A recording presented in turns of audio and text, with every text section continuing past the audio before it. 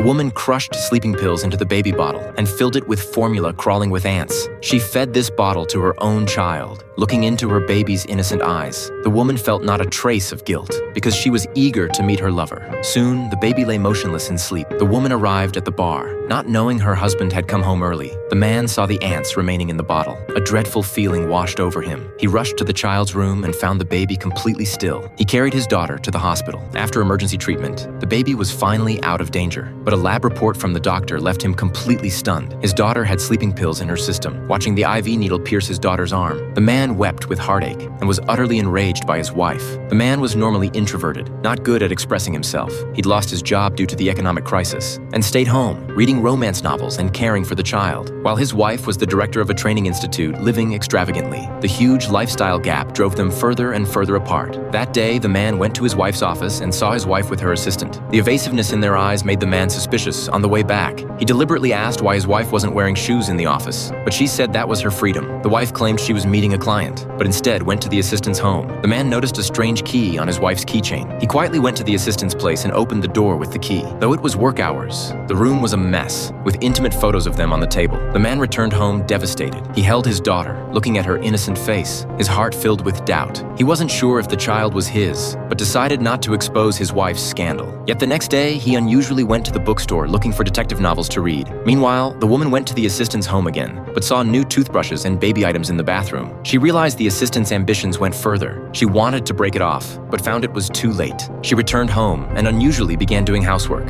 Admitting to her husband she'd been neglecting the family lately, the man thought she'd had a change of heart and didn't expose her scandal. However, a mysterious phone call pulled her back to reality. On the other end was the assistant's persistent voice. To avoid her husband finding out, the woman agreed to meet at the bar, but the child became a problem. To save this family, she cruelly fed the baby half a sleeping pill. The drunk woman was brought home by the assistant just as her husband was returning with the child, but he chose to hide when the man got home. This wasn't because the man was weak. He was waiting for his moment of revenge. The next day, the man pretended to attend his mentor's funeral, but secretly went to the assistant's home. He put on rubber gloves, collected the assistant's hair from the bed, and found a knife. The wife returned home and found her intimate photos by the mirror. She thought the assistant was trying to blackmail her, so she called to confront him. Just then, the power suddenly went out. A large hand gripped her throat. The man held the knife, glaring at her viciously. The woman's eyes filled with terror, but the man didn't hesitate. He ended his wife's life with the knife, then scattered the collected hair beside her. Before leaving, the man deliberately left the key and left blood traces in the assistant's home. After doing all this, he boarded a train to another city.